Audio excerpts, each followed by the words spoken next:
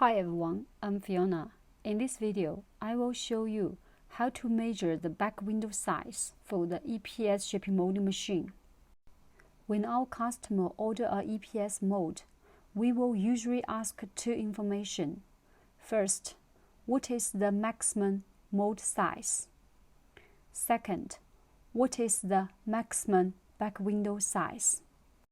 You can check the link below to see another video that explains what is the maximum EPS mold size. Knowing the maximum EPS mold size will confirm that our mold can be fit to your existing EPS shaping molding machine.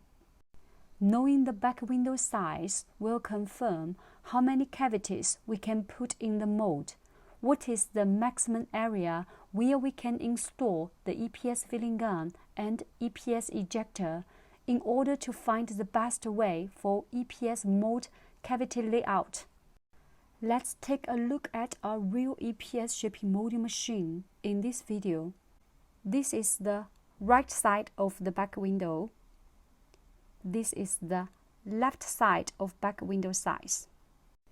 Here we have the bottom side of the back window. It's difficult to see the top side from this video, but I'm sure you understand it. It's crystal clear if you look at this photo. This is pretty much everything I want to talk about the back window size. For more information about EPS machine or EPS mold, leave your comments below or contact with us. If you want to see more video like this, please hit the like button. See you next video.